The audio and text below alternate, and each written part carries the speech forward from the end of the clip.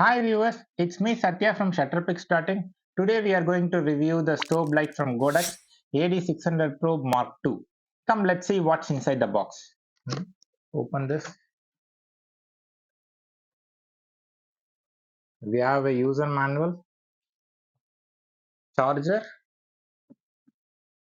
charging cable, battery. We have flash tube. Before that, let's take the flash body, and we have this flash tube. We'll connect the battery first.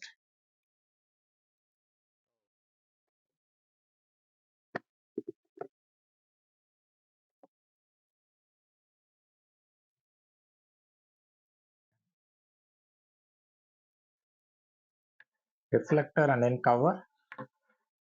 We'll connect this reflector back.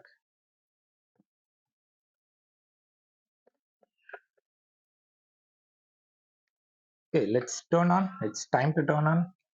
And the difference starts here. Okay, in Mark 1, power button used to be here, and then we have to press it to turn on. The reason they gave is that when the light is mounted high, it would be easy to turn on and turn off. Now they moved all the controls to this area. The test flash and power button, like they both are same. I have to press the button for 1 second, then the display turns on, and then say like we have to rotate this dial right to clockwise to power it on. Now it's in powered on, and we see few things here. We have the group which is A, and in power level right now it is like 1 by 512, and then we see something called T 0.1 and then some number 1 by 20,400. It means flash duration. So flash duration T, usually some brands report T 0.5, they report 0.1, which means the time it takes for the power to come down to 10% of its max power, and that happens within 1 by 20,000 of a second, 1 by 20,000 something.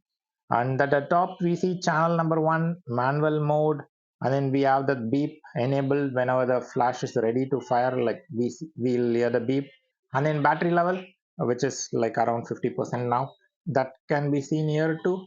Just press this button, we see 50% it's there. Just press this flash, test flash, we'll see what happens. Let's get into the menu and then see uh, things there.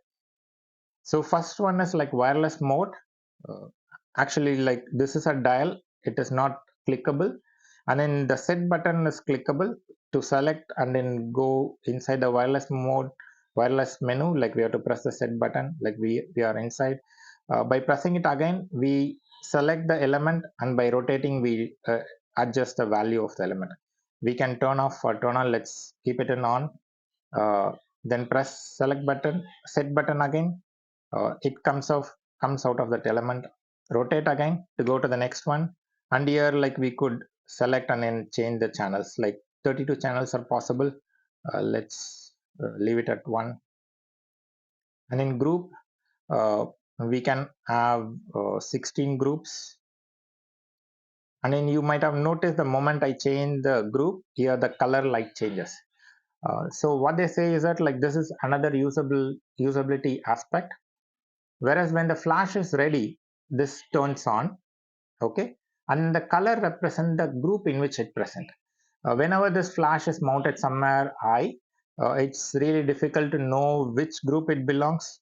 The B that is like displayed here is little difficult to read. It's small, so they gave a color to it. Like if it is green, we could know like to which group it belongs. Another usability aspect. Let's go back to the menu. Wireless we have seen, and then we have like wireless sync, single mode wireless sync.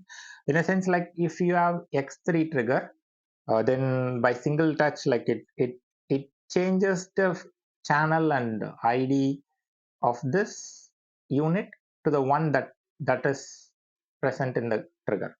Okay, that way like we need not keep fiddling.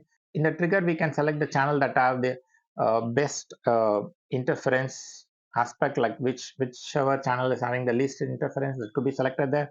And then by coming here and then clicking that one touch sync, like it changes the values to the one that's in the trigger.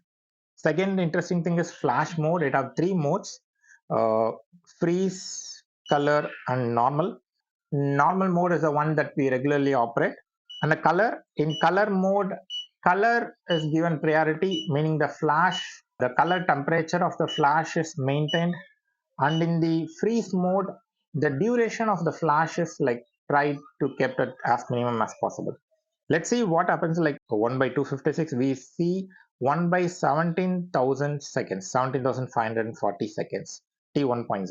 Let's come out of the freeze mode and then see normal mode. Now we see 1 by 9,800. Almost the flash duration was reduced by 2 times, like 1 by 10,000 to 1 by 9,800 to 1 by 17,000. That's roughly it's reduced by half of the time. Let's keep it at normal mode, and then we want to have the optical trigger in slave 1 or slave 2, and we also have HSS modeling lamp, and then beep whether to turn on turn off, and then like how the power should be shown in terms of stops. Change it to stop. We'll go back, like now we are at 2 stops, 1.8, and then like this is the full power, and then we get reduced to this.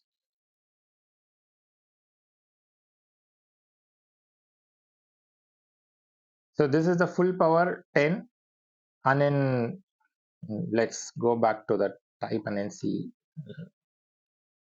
1 by 512. Like now we are at 1 by 1, and then we reduce it to further thing. Standby mode, after 1 minute it should turn off, and then brightness of the display delayed, and other options are available here. Okay, that is a quick walkthrough to the menu, and then mode button here, and then if we click, it cycles through the multi, TTL, and manual mode. I prefer to operate in manual mode. Okay, next, modeling lamp. This button controls a modeling lamp. Another upgrade to the modeling lamp is previous version Mark 1 have 38-watt modeling lamp. This one have 40-watt. Along with that, this is bicolor. Okay, let's look at that. So right now the modeling lamp is in off mode. We have free mode on, and then once we select, we can control the power level of the modeling lamp from 10% to 100% in increment of 1. And when the power level increases above a level, our cooling fans turn on. We could slightly hear that, like cooling fans are fixed here. Let's, and then color temperature. We could go below 2800 Kelvin, full yellow, to 6000 Kelvin, full white, cool light, in increment of 100 kelvins. The next mode is proportional mode. It's proportional as with the flash power that we set. Again, if we select, like here, we could only adjust the color temperature because power is proportional to the one. And then turning off. So press the test fire button for 1 second. It turns off. Display goes off, and this goes off, and that's the way to turn it off. Few things I like is retaining the battery type. Many brands, specifically DJI, they keep changing the battery interface, which makes us to throw away all the batteries, previous version battery that we have. But Godox is very considerate of that. They use the same battery, same interface, and everything. So if you have a spare battery for your Mark 1, you can very well use it here. And the flash tube, again, that is also same. They did some improvements in the circuitry, and they provided us with very nice LED display. And I like the color of the group, which is easy to identify. And also they enabled 10 stops of adjustments. It can go from 1 by 1 to 1 by 512. The previous Mark 1, it can go up to 1 by 256, that we know. And in scenarios where we want to use very mild light, we can come down up to 1 by 512. This is pretty much everything. We have seen the review of AD600 Pro Mark II. We should understand Godox plan of upgrades. Let's look at their lineup of product and how they are planning their upgrades. There were 5 major units in the outdoor lineup. They are AD100 Pro, 200 Pro, 300 Pro, 400 Pro, and AD600 Pro. These are the Mark 1 version. Mark 2 is released for AD600 Pro. A month later, AD200 Pro Mark 2 is released.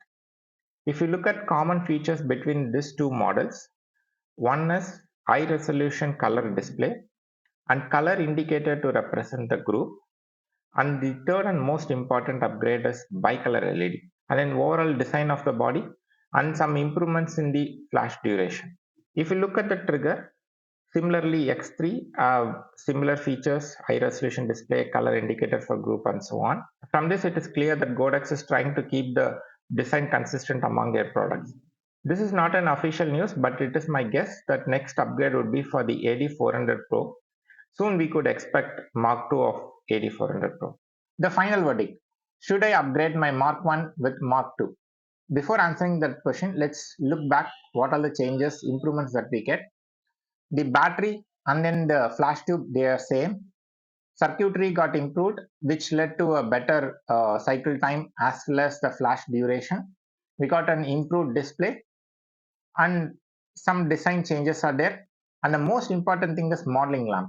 It got improved from 38 watt to 40 watt as well as a bicolor LED. In fact, that is a very great improvement. And if you see this segment of video is recorded with AD600 Pro Mark II modeling lamp as a key light and then a small LED lamp, warm color LED lamp. If you look functionality wise, there is not very large difference between Mark 1 and Mark 2. They are almost similar. So you need not throw away your Mark 1 and buy Mark 2. But if you are buying new, you should definitely go for Mark 2. That we have seen their lineup of product and how they are making changes. So it's better to go with Mark 2. Right now, both Mark 1 and Mark 2 are available in the market. Mark 1 is available for little cheaper price. You should not get tempted for that little saving, but go with Mark 2. It's very good. And in fact, if you see, they haven't increased the price for Mark 2. They are providing Mark 2 at the same price as set of the previous Mark 1 market price. Right now, like Mark 1 is sold at a discounted price. Hope you like this video. If so, give a like and subscribe to see many such videos. If you have any questions about the strobe light AD600 Pro Mark II, ask them in the comments. I can answer. Or if you have any other inputs or thoughts, share them in the comments. See you in another video. Bye.